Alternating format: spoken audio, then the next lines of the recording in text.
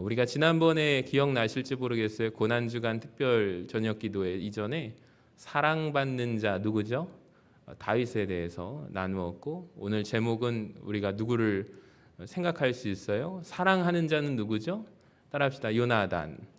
요나단이고, 또 시기하는 자는 누굴까요? 사울에 대해서 우리가 함께 살펴보도록 하겠습니다. 먼저 다윗을 사랑했던 많은 이들 가운데 누가 있었냐면 요나단이 있었습니다. 그는 사울의 왕의 아들이죠. 너무 사랑합니다, 다윗을. 이 부분을 묵상해 볼 가치가 있습니다. 왜 그렇게 요나단이 다윗을 사랑했을까요?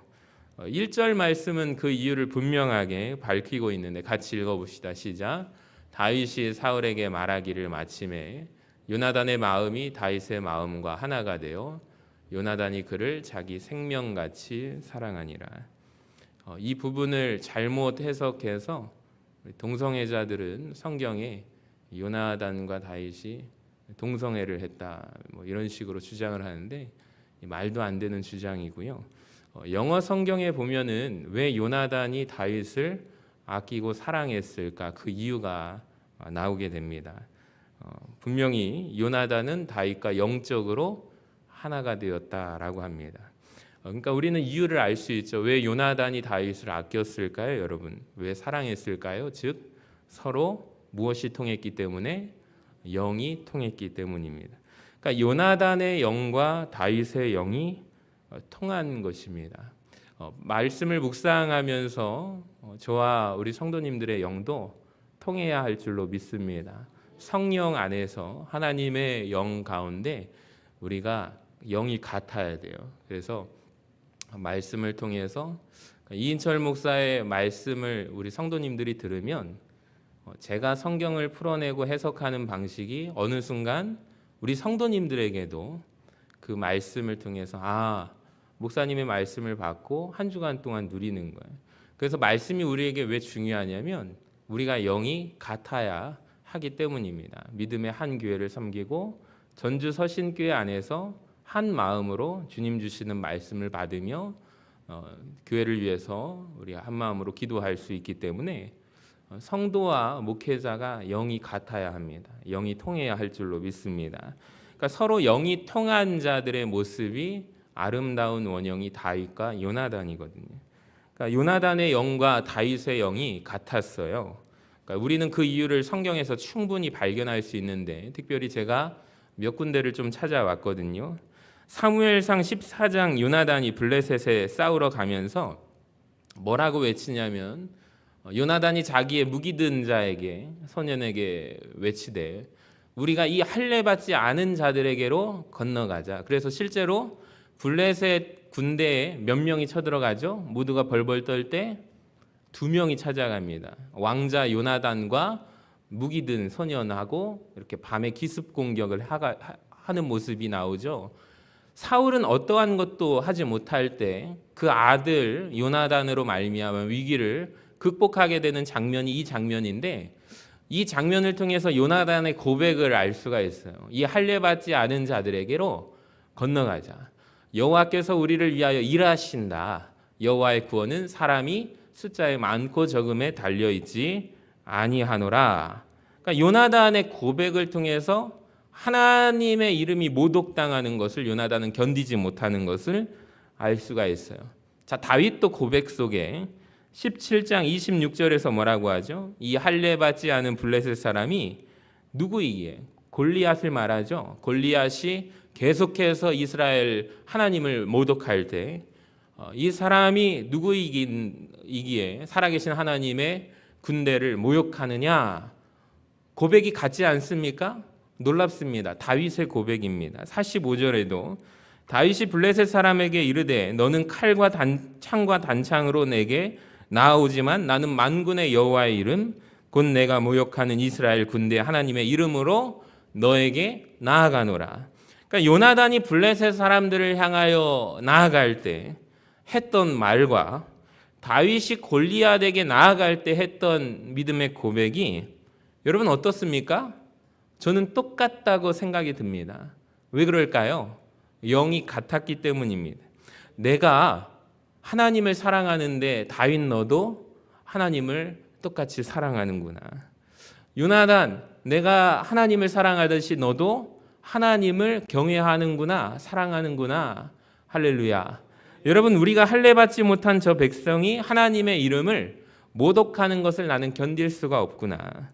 너 역시 하나님의 이름이 모독당하는 것을 너도 견딜 수가 없었구나. 나의 영과 너의 영이 같구나. 그래서 사랑하게 된 것입니다. 그러니까 영이 통해서 사랑하게 된 거예요. 그러니까 우리는 요나단의 마음을 너무 잘 알게 됩니다. 저는 말씀을 묵상하면서 이런 생각이 들었어요. 우리 교회 안에도 다양한 연령대가 있습니다. 다양한 신앙 배경들이 있습니다. 저는 매년마다 이제 교회 상황 통계표라는 것을 이제 총회에다가 보고를 하는데, 처음 부임했을 때는 우리 연령대별이 다 60대 이상부터 이제 100세 사이까지 엄청 많은 그 구조였거든요. 그러니까 역삼각형의 구조였는데, 참 감사한 것이 작년 12월에 그거를 연령대별로 다 분포도를 보니까 아주 이상적인 모습으로 모든 세대들이 골고루 퍼져 있는 그래프를 보면서 하나님 감사합니다. 그걸 당회하고 함께 나눈 적이 있습니다. 너무 감사한 거죠. 그러니까 모든 세대들이 다 다양하게 있어요. 보니까 신앙 배경도 다 달라요. 다양한 사회 경험을 하신 분들이 우리 교회 안에 모여 있습니다. 고향도 다르고 출신도 다르고 다 달라요. 제가 뒤에서 오늘 보니까 너무 감격스러운 거예요. 하나님, 이 수요일 저녁에 사람들이 바쁜데요, 어떻게 이렇게 모여가지고 하나님께 한 마음으로 예배해 드릴 수 있을까요? 라는 생각이 들었어요. 저는 그 이유를 오직 한 가지, 왜 그럴까요, 여러분? 영이 같았기 때문에. 감사합니다. 따라합시다. 영이 같아서. 여러분, 오늘 이 밤에 모인 우리 성도님들은 영이 같은 줄로 믿습니다. 주의 성령 가운데서 이 밤에 뜨겁게 기도하기를 원하고, 뜨거운 예배를 사모했는데 우리 수요기도의 살림 찬양단, 또 반주자, 또 연주자들 너무 귀한 이유가 방송실도 너무 감사해요. 그러니까 오늘 우리가 이 예배를 드릴 수 있는 뜨거운 예배, 기도할 수 있는 마가의 다락방이 됩시다를 외치는 것은, 나도 이렇게 뜨겁게 기도하고 싶었는데 하나님의 말씀을 하나님의 말씀처럼 선포하는 예배를 내가 드리고 싶은 이 자리, 그 마음이 통했기 때문에 우리가 이 자리에 참여한 줄로 믿습니다. 할렐루야. 예전에 어느 한 성도님이 외국에서 오셨어요. 베트남에서 오셨는데 얘기를 하시더라고요. 자기는 어려서부터 다 불상들이 마을마다 있대요. 지역신들이 있는데, 이제 우리 교회가 그때 금요 성령 집회라고 해서 이제 우리 수요 기도회 때 뜨겁게 찬양하듯이 금요 성령 집회 때 오셨어요. 그랬더니 뭐라고 하시냐면 머리가 막 울린다는 거예요. 그러니까 주일 예배 때 와가지고 경험하지 못했던 금요 성령 집회에 너무 다른 분위기 속에 머리가 너무 아파가지고 그때 이제 목사님하고 신방을 갔다가 뭐라고 말씀을 주셨냐면, 결정을 해야 됩니다. 그러니까 어려서부터 보았던 그 신과 하나님 앞에서 결단을 해야 합니다. 그렇게 얘기를 드렸던 기억이 납니다. 정말 그런 것 같아요. 여러분, 우리가 이 자리에 왜 모이셨습니까? 기도하기 위해서. 어떤 분은 굉장히 지금 갈급한 문제로 기도하고 싶은데 오늘 이 밤에 나온 줄로 믿습니다. 그러니까 성령 안에서 우리의 영이 하나가 되기를 원합니다. 그래서 우리가 사랑합니다, 주의 이름으로 축복합니다, 이 인사가 우리가 주의 한 성령 안에서, 한 교회 안에서 주님의 사랑으로 하나 될 수 있기를 원합니다. 그러니까 요나단과 다윗을 통해서 설명되어지는 거예요. 영이 같았기 때문에. 여러분, 우리가 주의 성령 가운데 하나됨이 있어서 이 자리를 사모하고 기도하며 나아갈 수 있기를 바랍니다. 주 안에 하나, 모습은 달라도 예수님 한 분만을 우리가 간절히 바라는 모두가 되시기를 주님의 이름으로 간절히 축원합니다. 자, 두 번째로 시기하는 자 누구죠? 사울에 대해서 보겠습니다. 성경에 보면 백설공주에 나오는 계모가 나오는데 그 사람이 누구냐면 저는 사울이라고 생각을 해요. 17장 후반부에 따르면 사울 왕이 다윗의 이름을 기억해요, 못해요? 기억을 못합니다. 왜 굳이 성경이 이 장면을 기록하고 있느냐? 그러니까 사울이 사람에게 관심이 없는 존재입니다. 그러니까 자기 궁중 악사가 누구죠? 다윗이잖아요. 그러니까 다윗이 왕 앞에서 악사로 이렇게 악령에 시달릴 때마다 왕 앞에서 찬송을 부름으로 악령을 쫓아냈는데 그 자기의 연주자 다윗에 대해서 이름에 관심이 없습니다. 처음에 분명히 다윗입니다라고 소개를 받았겠죠. 근데 시간이 지나서 그 사람을 다시 만났을 때 저 사람의 이름이 누굽니까? 다시 묻는 거예요. 기억을 해요, 못해요? 기억을 못해요. 그러니까 우리가 이런 경우 많이 사회에서 경험하지 않습니까? 분명히 나를 알리고 인사를 한 적이 있어서 나는 기억을 하는데 상대방은 나를 기억해줘요, 몰라줘요? 몰라줘요. 왜 그랬을까요? 주목하지 않기 때문에. 그러니까 나를 주의 깊게 보았더라면 내 이름을 한 번이라도 기억하고 불러줬을 텐데 자세히 보지 않으면 모르는 것입니다. 주목하지 않은 것이죠. 근데 갑자기 이 사울 왕이 다윗을 주목하는 순간이 등장합니다. 18장 6절을 한번 보세요. 무리가 돌아올 때 곧 다윗이 블레셋 사람을 죽이고 돌아올 때 여인들이 이스라엘 모든 성읍에서 나와서 노래하며 춤추며 소고와 경쇠를 가지고 왕 사울을 환영하는데 여인들이 뛰놀며 노래하며 이르되 같이 읽어봅니다. 시작. 사울이 죽인 자는 천천히요 다윗은 만만히로다 한지라. 이 말을 듣고 사울이 심히 불쾌합니다. 노하여 이르되 다윗에게는 만만만 돌리고 나에게는 천천만 돌리니 그가 더 얻을 것이 나라 말고 무엇이냐 하고 그 다음 보시면 그날 후로 사울이 누구를 주목해요? 다윗을 주목합니다. 그 전에는 주목했어요, 안 했어요? 안 했어요. 봤어도 잘 모릅니다. 이름도 몰랐어요. 그런데 자기가 이제는 그 다윗을 쳐다보는 눈이 시기심으로 말미암아 주목하기 시작해요. 시기는 성경에도 나오죠. 무서운 죄입니다. 사전적인 의미가 이렇습니다. 다른 사람이 잘 되는 것을 참을 수가 없는 마음. 그러니까 다른 사람이 누리는 것에 대해서 분개하는 마음이 시기입니다. 이 시기의 눈으로 사울이 다윗을 주목하고 있어요. 그러니까 이 눈이 굉장히 중요한데요. 여기에서 나온 성경 단어가 악의를 가지고 눈을 바라보고 살펴보다라는 뜻입니다. 그러니까 이 눈으로 지금 사울이 다윗을 바라보고 있는 거예요. 근데 여러분 잠언에 보면은 시기에 대해서 이 표현이 있어요. 시기는 뼈를 어떻게 한대요?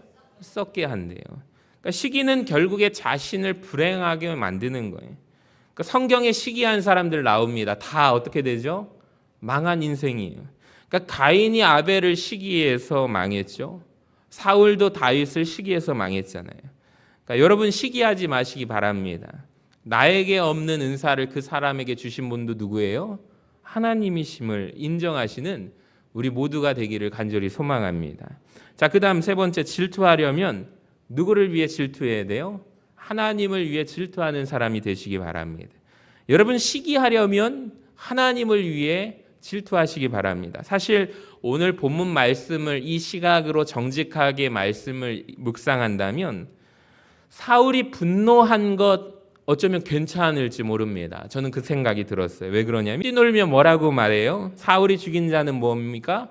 천천히요. 다윗이 죽인 자는 만만히로다. 이거 문제가 있는 노래입니다. 왜 그러냐면 현직 왕인 사울보다 다윗을 더 높여서가 아닙니다. 그러니까 높이는 대상, 찬양의 대상이 잘못된 거예요. 이 사람들의 노래에 빠진 분이 한 분 계십니다. 누가 빠졌을까요? 하나님이 빠집니다. 성경에 여인들이 모여서 소고 치면서 춤춘 장면들이 몇 번 나옵니다. 근데 공통점이 다 뭐냐면 여호와 하나님을 찬양합니다. 하나님을 높입니다. 자, 제일 먼저 기록된 첫 번째 모습이 출애굽 이후에 홍해를 건넌 이후에 등장하는 미리암의 노래입니다. 그림에 보시면 홍해 앞에서 하나님을 찬양하죠. 여인들이 성경에서 춤췄는데 그 내용은 대상이 하나님을 찬양하는 거예요. 출애굽기 15장 20절을 보세요. 아론의 누이 선지자 미리암이 손에 소고를 잡음에 모든 여인들도 그를 따라 나오며 소고 잡고 춤추니 미리암이 그들에게 화답하여 이르되, 내용을 들어보세요. 너희는 누구를 찬송하라? 여호와를 찬송하라. 하나님을 찬양하라. 그는 높고 영화로우시며 말과 그 탄 자를 바다에 던지셨음이로다. 그러니까 두 번째 등장하는 것은 드보라 여선지자의 노래입니다. 사사기 5장 1절에 보면 이날에 드보라와 바락이 노래합니다. 이스라엘의 영솔자들이 영솔하였고 백성이 즐거이 헌신하였으니 그 다음 보세요. 내용이 뭐냐면 여호와를 찬송하라. 따라합시다. 여호와를 찬송하라. 여러분 맞습니다. 내가 여호와를 노래할 것이요 이스라엘의 하나님 여호와를 찬송하리로다. 그러니까 지금까지 성경에 등장했던 모든 여인들의 노래를 보면 하나님을 대상으로 찬송하는 것. 오늘 처음으로 이 여인들의 노래가 등장하는데 내용이 뭐냐면 하나님이 있어요, 없어요? 없어요. 하나님이 빠졌어요. 사울이 죽인 자는 천천히고 다윗이 죽인 자는 만만이로다. 저는 이 부분에서 사울 왕이 화를 낼 수 있는 지점이라고 생각을 합니다. 불쾌감을 느낄 수 있다고 생각합니다. 근데 화를 이렇게 냈어야 합니다. 아니, 지금까지 여태까지 이런 적이 없다. 이스라엘 백성들이 하나님을 찬양할 때 어찌 감히 너희는 하나님을 찬양하지 않느냐? 사람을 대하여 높일 수가 있느냐? 이렇게 사울 왕이 반응했더라면 하나님은 이 사울을 어떻게 보셨을까라는 생각이 들었어요. 사울이 어떻게 인간에게 천천과 만만을 돌리냐? 하나님에 대한 찬양은 왜 빠져 있느냐? 어찌 이런 행동을 할 수 있느냐? 화를 냈다면 그의 인생은 바뀌지 않았을까요? 사울은 왜 화를 냅니까? 이러한 이유로 내는 것이 아닙니다. 나는 왜 천천밖에 안 돌리냐? 다윗에게 왜 만만을 돌리냐? 이것입니다. 화내는 이유가 잘못된 거죠. 여러분 우리가 질투할 거면 시기할 거면 왜 하나님의 이름이 높임받지 못하는 것을 가지고 여러분 시기하시기를 바랍니다. 왜 하나님 앞에 돌려야 할 마땅한 영광이 사람에게로 향했느냐고 여러분 이건 잘못됐다고 질투하시기를 바랍니다. 만약 그렇다면 하나님이 여러분 한 사람을 주목하여 주실 줄로 믿습니다. 자, 본문 10절 말씀이 참 은혜가 되는데 보여주시면 그 이튿날이라고 나옵니다. 9절을 보세요. 그날 후로 사울이 다윗을 주목합니다. 그러니까 사울이 시기심 가득한 그 눈빛으로 그를 본 그 이튿날 분명하게 인과관계가 나오죠. 그 이튿날 하나님께서 부리시는 악령이 사울에게 힘있게 내렸다라고 나옵니다. 제가 다음 제목을 악령이 강하게 임하는 이유라고 말하고 싶습니다. 성경은 분명히 얘기해요. 악령이 사울에게 악신이 평소보다 강하게 임하게 되었는데 그것은 언제래요? 그 이튿날 사울이 그 시기에 눈빛을 가지고 다윗을 쳐다보는 그 다음 날 다윗을 주목하기 시작한 그 이튿날 사울에게 임하게 됩니다. 여러분 왜 그렇다면 사울에게 악신이 왜 자꾸 임할까요? 무서운 영적인 법칙이 나오는데요. 즉 사울 안에 더러운 것이 있었기 때문에 더러운 것을 부르기 때문입니다. 그러니까 내 안에 마찬가지로 더러운 것이 생각이 더러운 것을 부릅니다. 그러니까 내 안에 더러운 것들이 많아지면 그 악한 것들이 더욱더 힘있게 임하게 된다는 것을 기억하시기를 바랍니다. 그것이 완전히 나를 사로잡기까지 해요. 그러니까 오늘 말씀을 보시면 사울이 지금 정신이 없어요. 완전히 그 시기의 눈빛으로 사로잡힙니다. 사울이 지금 뭘 해야 될까요? 수금 타는 자 다윗을 부르는 것이 아니라 자기 안에 더러운 생각, 더러운 근원되는 것들을 하나님 앞에서 회개함으로 제거해야 하는 것이 우선입니다. 자, 그런데 사울을 보세요. 그렇게 하지 않아요. 쓰레기를 처리하지 않고 방법적인 임시적인 방편만 취하고 있는 모습이 나오죠. 자기 마음은 더러운데 10절을 보면 다윗을 또 부릅니다. 해결이 될까요? 해결이 안 됩니다. 그러니까 악령이 더욱더 강하게 임하는 상황을 보시기 바랍니다. 그러니까 이 말을 뒤집으면요. 곧 악함으로 가득할 때 그에게 악함이 더 강하게 임하게 되었다면 여러분 누구에게 하나님의 영, 성령이 강하고 힘있게 내리겠습니까? 그 마음이 어떤 사람? 청결한 자. 마음이 하나님 앞에서 깨끗한 자. 예수님이 말씀하시잖아요. 마음이 청결한 자는 복이 있나니. 그러니까 성령님은 성결의 영이시잖아요. 거룩한 영이 성령님이신 줄로 믿습니다. 그러니까 여러분 성령 충만이 강하게 임하려면 우리 마음이 어떻게 돼야 돼요? 우리가 정결하고 청결하게 되어야 한다라는 것입니다. 그래야 성령이 나를 사로잡지. 여러분 그 길은 내가 깨끗해지는 길밖에는 없는 거예요. 정직한 영 주의 보혈로 우리의 죄악을 씻어내시는 회개하는 밤이 되기를 간절히 소망합니다. 근데 내 속에 선한 것 하나 없는 것이 문제이죠. 찬양 중에 보소서 주님 내 안에 선한 것 하나 없습니다. 주님 마음 내게 주소서. 주의 마음을 간구하는 이 밤이 되기를 여러분 이렇게 기도하는 밤 되기를 간절히 소망합니다. 자, 다섯 번째 하나님께서 떠나시는 자와 하나님이 함께 하시는 자의 대조가 이제 나오는데요. 저는 12절이 참 의미가 있다고 생각을 해요. 같이 읽어봅시다. 시작. 여호와께서 사울을 떠나 다윗과 함께 계심으로 사울이 그를 두려워한지라. 자, 이 말이 중요한데요. 저는 12절 이전에 11절에 문맥의 배치를 한번 보도록 하겠습니다. 11절에 보면 그가 스스로 이르기를, 누구의 마음이에요? 사울이 시기의 눈으로 이르기를 내가 다윗을 벽에 박으리라 하고 사울이 그 마음을 가지고 창을 던졌습니다. 근데 다윗이 그 창을 몇 번 피해요? 2번 피해요. 목숨을 겨우 건졌어요. 자, 그 다음 12절을 다시 한번 읽어봅시다. 시작. 여호와께서 사울을 떠나 다윗과 함께 계심으로 사울이 그를 두려워한지라. 저는 이 부분이 참 말이 안 된다고 생각을 합니다. 문맥상으로도 맞지가 않아요. 왜 그러냐면 창을 든 사람이 누굽니까, 여러분? 왕이죠. 나라의 권력자입니다. 나를 죽이려고 마음만 먹으면 죽일 수 있는 자 왕이 나를 죽이려고 창을 던져서 겨우 2번 피했습니다. 절대 권력을 가진 사람이 마음 먹고 나를 죽이려고 하는데 겨우 살았습니다. 그렇다면 12절은 원래 이렇게 정확히 기록돼야 문맥적으로 맞아요. 다윗이 누구를 두려워하니라? 사울을 매우 두려워하니라. 사울은 창을 가지고 있고 창을 쥔 자입니다. 권력을 가진 사람이에요. 그 사울이 다윗을 죽이려고 합니다. 2번이나 죽을 뻔했잖아요. 자, 그렇다면 다윗이 그 창든 사울을 심히 두려워했다라는 말이 문맥적으로 나와야 맞는데, 근데 오늘 이 12절은 반전이거든요. 누가 누구를 두려워해요? 사울이 다윗을 두려워했다. 이 말이 안 됩니다. 성경 어디에도 보십시오. 다윗이 이때 두려워했다라는 기록은 나오지 않습니다. 다윗은 지금 담대합니다. 누가 함께 계시기 때문에? 하나님이 나와 함께 하시기 때문에. 사울이 왜 두려울까요? 하나님께서 그를 떠나셨기 때문에, 사울을 버리셨기 때문입니다. 여러분, 하나님이 나와 함께 하신다라는 믿음의 고백을 하는 자의 특징이 하나 있어요. 담대함이 있습니다. 여러분, 담대함을 가지시기를 바랍니다. 그러니까 하나님이 떠나신 자의 확실한 증표가 있어요. 증거가 있습니다. 내 마음이 불안합니다. 불안으로 요동칩니다. 두려움이 있습니다.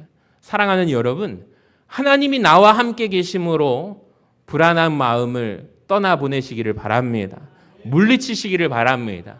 주님이 나와 함께 하신다. 두려움이 없다. 여러분, 외치고 선포하시기를 바랍니다. 그러니까 정확하게 말하면 지금 사울이 다윗이 두려운데 진짜 두려운 게 뭐냐면, 문제가 뭐냐면 사울이 하나님을 두려워하지 않는 마음에 있다는 것이 중요합니다. 근데 다윗은 다르죠. 사울은 하나도 안 두려워요. 사람은 두렵지 않은데 다윗은 누가 두려워요? 하나님 한 분만 두려워요. 사무엘하 6장 9절에 이런 말씀이 있거든요. 다윗이 그날에 누구를 두려워해요? 여호와 하나님을 두려워하여 이르되. 그러니까 다윗은 하나님 한 분만을 두려워하니까 사람이 나에게 어떻게 하든 눈에 들어오지 않습니다. 골리앗도 눈에 들어오지 않습니다. 근데 사울은 하나님을 두려워하지 않거든요. 그래서 사람이 두려워요. 여러분, 하나님 한 분만을 두려워하시기를 바랍니다. 마태복음 10장 28절에 같이 한번 읽어봅시다. 시작. 몸은 죽여도 영혼은 능히 죽이지 못하는 자들을 두려워하지 말고 오직 몸과 영혼을 능히 지옥에 멸하실 수 있는 이를 두려워하라. 세상은 반대잖아요. 근데 우리 믿는 자들은 이 말씀을 지켜 행해야 할 줄로 믿습니다. 하나님 한 분만을 두려워하시는 우리 모두가 되시기를 소망합니다. 마지막으로 제가 한 가지만 말씀드리고 마칠게요. 요나단도 사울도 다윗에게 모두가 필요하다라는 것입니다. 여러분, 우리는 사실 요나단 같은 사람이 나에게 있으면 참 좋겠다라고 생각을 해요. 우리 인생에서 요나단과 같은 나의 돕는 조력자를 만났으면 참 좋겠다. 요나단을 만났다는 게 내 인생에 참 복이겠구나. 사울 같은 사람은 좀 가리고 피해야겠다라고 우리는 생각이 듭니다.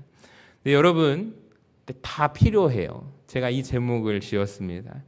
우리는 다윗 이야기의 결말을 알고 있습니다. 알고 나서 보았더니 다윗이라는 존재가 어떻게 하나님 앞에서 다윗이 되었는가 의미가 있거든요. 오늘 새벽에 이제 열왕기서를 마치고 역대기를 봅니다. 열왕기라든지 사무엘서가 좀 다른 이유가 뭐냐면 역대기의 기록은 다윗을 통해서 메시아를 봅니다. 그러니까 그 저자의 목적과 기록이 전혀 달라요. 방향이. 우리가 열왕기와 사무엘서를 읽고 나면 역대기하고 중복되는 게 반 정도 되거든요. 역대기를 대할 때 왜 똑같은 것이 또 있지라는 생각이 드는데 그 초점이 뭐냐면 바벨론의 포로기 70년을 갔다가 이제 돌아오게 되었을 때 무너진 이스라엘을 재건하는 사람들에게 아담의 계보로부터 아브라함 그리고 다윗을 통해서 약속의 예언의 성취가 하나님께서 포로로 우리를 징계하시지만 바벨론을 통해서 남유다가 멸망하게 되었지만 그 사람들에게 힘을 부어주고 싶은 거예요. 지금 내가 하나님의 택한 이스라엘 백성인데 지금 우리의 상황은 너무 어렵고 힘들거든요. 아마 이 중에서 내 인생이 왜 이렇게 힘든가? 내 인생이 왜 이렇게 안 될까라는 그 목적을 가지고 역대기 기자가 영의 눈을 들어서 하나님은 우리와 함께 하시고 여전히 우리를 통해서 일하시고 계시며 다윗의 뿌리에서 누가 나오실 것이다? 메시아가 나오게 될 것임을 소망의 말씀을 역대기서 기자가 주는 것입니다. 마찬가지로 우리가 이 다윗을 통해서 다윗이 다윗되게 한 것은 무엇이냐면 다윗에게 좋은 사람들만 있었기 때문이 아니라는 것입니다. 사울이 그를 힘들게 했지만 사울 때문에 광야로 피신하고 사울 때문에 고생하고 그런데 그곳 다윗이 광야에서 하나님을 더욱더 깊이 만나게 되는 자리가 되었다라는 것을 기억하시기를 바랍니다. 다윗이 지었던 시편의 대부분의 말씀이 사실 광야에서 기록된 말씀이에요. 도피하는 상황 가운데서 지은 찬송시입니다. 그는 거기에서 하나님을 더욱더 깊이 만났어요. 누구 때문에요? 엄밀히 말하면 자기를 괴롭히는 사울 때문에 하나님을 더 깊이 찾게 된 것입니다. 사람은 사람에게 부딪혀야 다듬어진다라는 말이 성경에 나옵니다. 그러니까 사람을 다듬는데 가장 중요한 도구가 뭐냐면 사람입니다. 여러분, 다윗이라는 인생에 어떻게 위대한 하나님의 사람이 되었을까요? 요나단과 같이 사랑해주는 사람도 하나님께서 붙여주셨지만 사울과 같이 자기를 괴롭히는 자 때문에 사실 더 성숙한 하나님의 사람이 되었습니다. 여러분과 저의 인생에도 아마 요나단과 같은 사람들을 만나셨을 것입니다. 분명히 있을 것입니다. 너무 감사하죠. 인생들을 돌아보면 또 분명히 사울과 같은 사람들도 있을 것입니다. 제 인생에도 사울과 같은 분들이 있으셨어요. 돌아보면 참 감사합니다. 제가 그로 인해서 조금 더 나은 목회자가 되려고 노력했던 것 같습니다. 목회하면서도 만나게 되었습니다. 그러면서 조금 더 나은 목사가 되고자 노력했던 것 같습니다. 야곱을 보니까 야곱을 야곱되게 한 사람이 누구냐면 저는 라반이라고 생각을 해요.